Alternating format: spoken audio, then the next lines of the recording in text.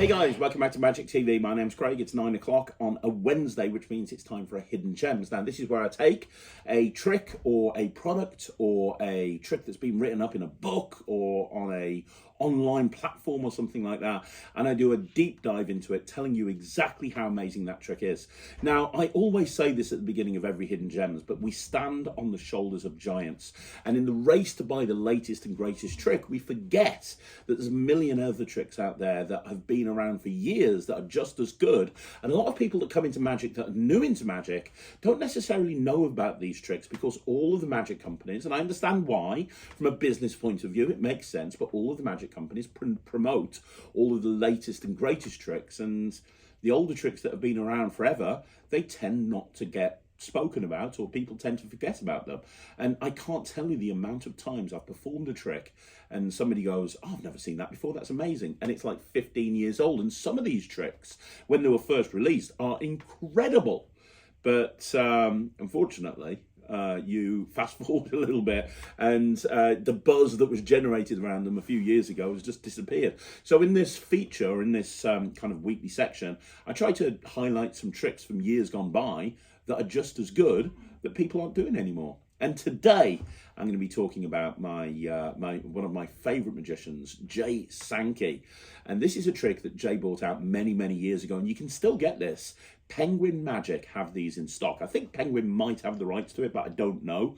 But Penguin still have them in stock. And this is so old, it doesn't even have a tutorial. This is old-fashioned sheet of instructions job, this is. And we're talking about One Car Garage. Now, One Car Garage, I remember getting this many, many years ago and performing it absolutely for ages. It came out either just before or just after or around about the same time as Mark Mason's Drawn Out, which was kind of a similar thing. But Mark Mason had this rising card, or a picture of a rising card on a deck of cards.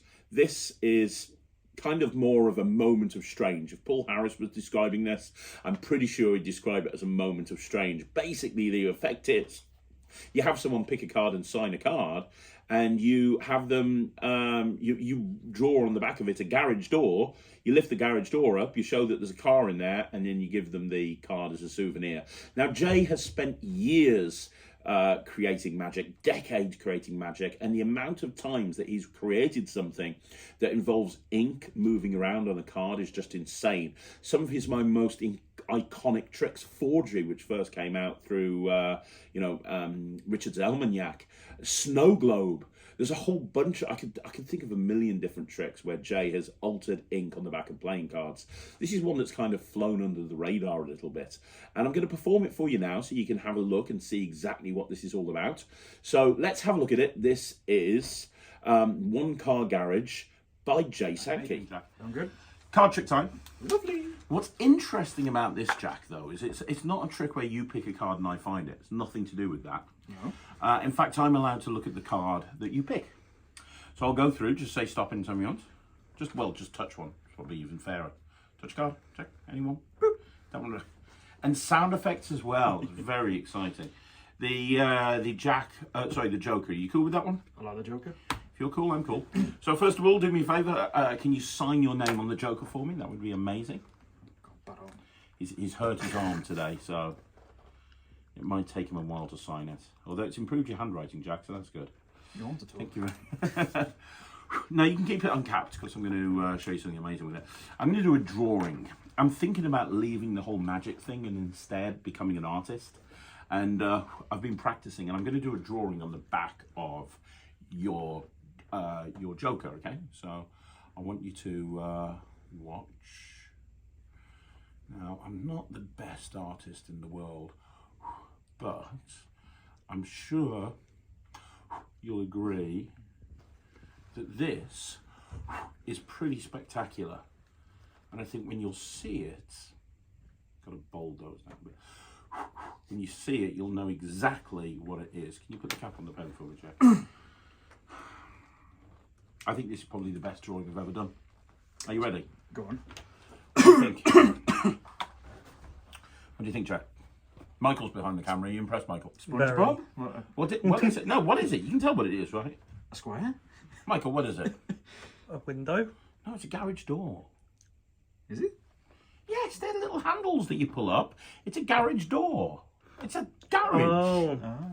What do people keep in the garage? A lot of things. Yeah, but generally a car. That's what it's intended for. Yeah, I know that other people keep other stuff in it, but it's generally a car. I can prove this is a garage door. Of course, even though I'm an amazing artist, I'm still a magician. Look, if I do that, I can actually lift up the garage door. And you can see the car inside. There it is. There's the car inside the garage door on your Joker. See, I can lift up the garage door. Have a look at it. You can keep that as a souvenir, your signed card.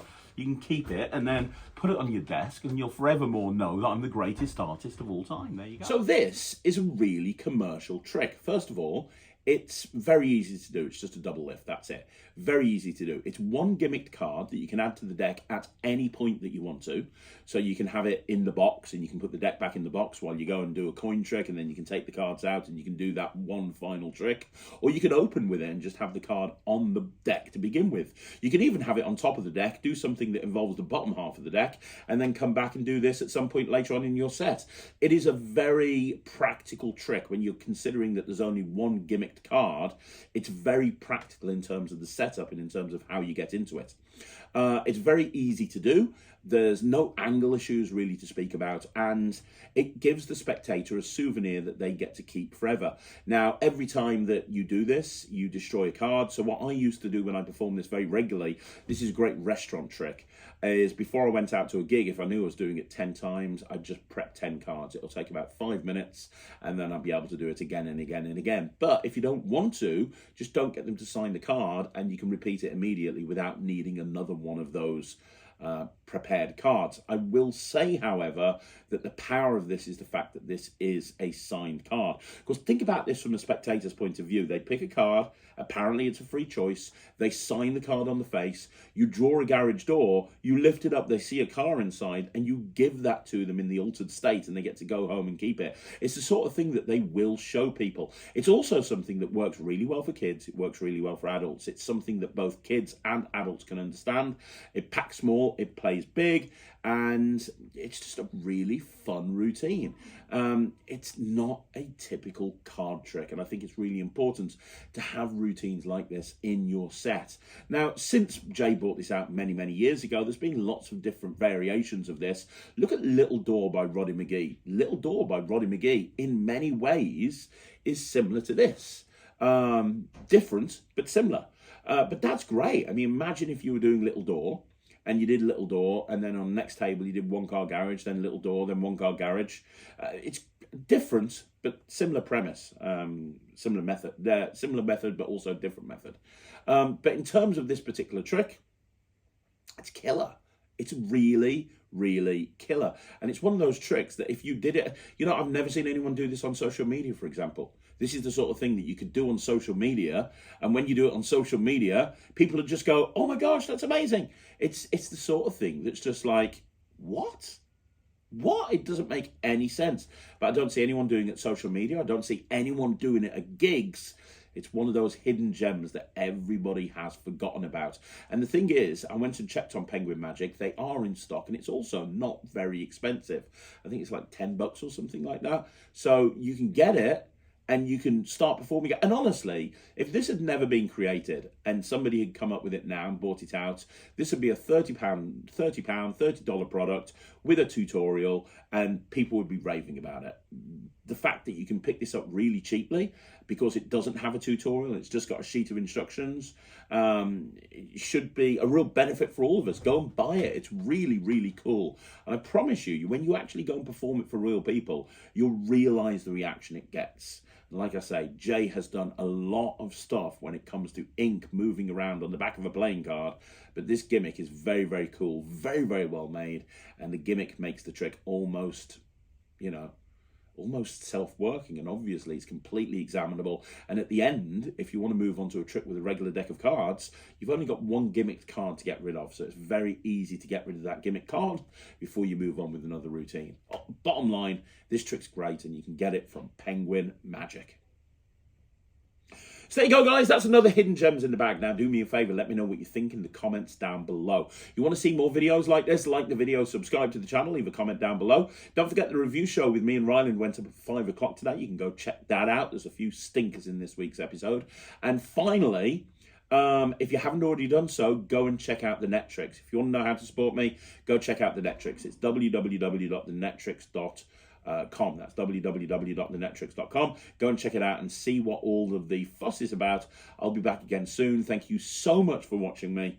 My name's Craig from Magic TV.